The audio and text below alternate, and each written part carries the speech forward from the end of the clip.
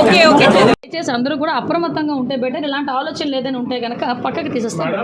Madam, ఇది దాడి నుంచి డ్రామా బయటపడింది, బట్ ఏజెన్సీలు గిరిజనులు టార్గెట్ చేసుకొని ఫేక్ పాస్టర్స్ కావచ్చు, కొంతమంది మత మార్పిడులు చేసే ప్రయత్నాలు చాలా ఎక్కువగా జరుగుతుంది. దీని మీద ఏమైనా స్పెషల్ ఫోకస్ కాదండి. ఇప్పుడు యాక్చువల్గా మీకు ఒక క్వశ్చన్ చెప్పాలి. కొన్ని రాజ్యాంగం ఇచ్చిన ప్రజాస్వామ్యం మన గవర్నమెంట్ ప్రజాస్వామ్యంలో ఉండేటప్పుడు కొన్ని సందర్భాల్లో మనకి కూడా రిస్ట్రిక్షన్స్ ఉంటాయి.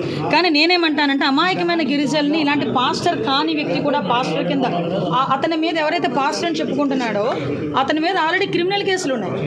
అతని ఫస్ట్ వైఫ్తో అతని గొడవలు ఉన్నాయి, సెకండ్ వైఫ్ ఎవరో ఇంకొక అమ్మాయిని చేసుకున్నాడు, వాళ్ళు కూడా కేసులు పెట్టారు. అలాంటి వ్యక్తి ఇక్కడికి వచ్చి పాస్టర్ అవతారం ఎత్తి అమాయకమైన గిరిజనుల్ని రెచ్చగొట్టే దూరంలో ముందుకెళ్ళడమే కాకుండా మీరు అబ్జర్వ్ చేసుకుంటే అతని ఇన్స్టాగ్రామ్ ఇవన్నీ కూడా మేము చెక్ చేసుకుంటే పగడాల ప్రవీణ్ పాస్టర్ ఎక్కడైతే చనిపోయారో దాన్ని కూడా బయటికి తీసుకొచ్చి ఏదో రకంగా చేద్దాము అంటే ఇందులో ఏంటంటే సెల్ఫ్ అతనికి ఏదో ఒక ఉపయోగం ఉండాలి ఒకటి. నెక్స్ట్ ఇంకోటి ఏంటంటే గవర్నమెంట్ బదనాం చేయాలన్న దృక్పథమా, లేకపోతే కుట్రకోణం ఇంకేదైనా ఉందా అంటే కుల మతాలని రెచ్చగొట్టే పరిస్థితులు ఏదైనా ఉన్నాయా? అన్నింటిలోని కూడా మేము విచారణ చేస్తున్నాం. కానీ ఒకటి ఏంటంటే ఇలాంటి ఆలోచనలు రావడమే తప్పు. ఇలాంటి ఆలోచనలు వచ్చిన తర్వాత ఇలాంటి చేసే వాళ్ళ మీద మాత్రం కఠినంగా చేయాలి. గతంలో సినిమా పిచ్చి ఉంది, సినిమాలో కూడా హీరోగా యాక్ట్ చేశాడు అని చెప్పి ఈ డ్రామా క్రియేట్ చేసి తానే షూట్ చేసుకుని ఇలా అంతా చేశాడు. అంటే అతని సినిమాకి నిజ జీవితానికి తేడా తెలియలేదు. అతని సినిమాలో అక్కడ హీరో అవ్వచ్చేమో కానీ ఇక్కడైతే ఖైదీ అయ్యాడు.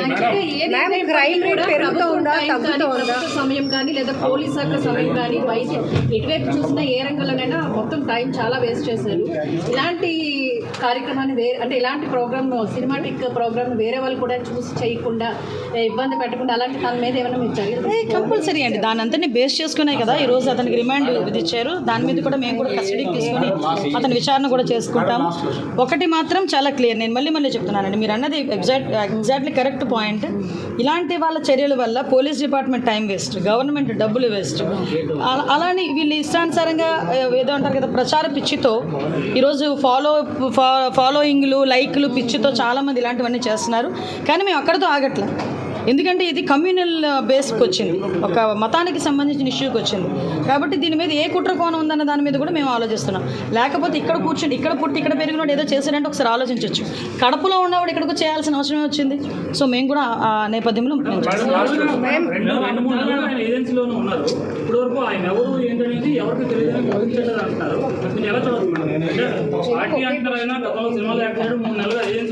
యాక్చువల్గా మీరు ఒకసారి అబ్జర్వ్ చేయాలి.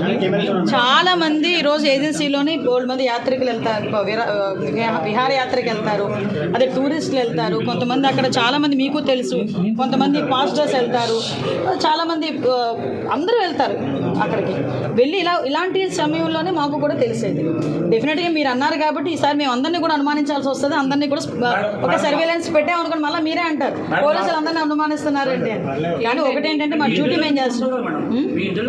ఎస్, డెఫినెట్లీ దాన్ని బేస్ చేసుకుని ఈరోజు మేము ఇంత ఇమ్మీడియట్గా వితిన్ 24 hours ఆ కుట్రను బయటకు తీసుకురాగలిగాం.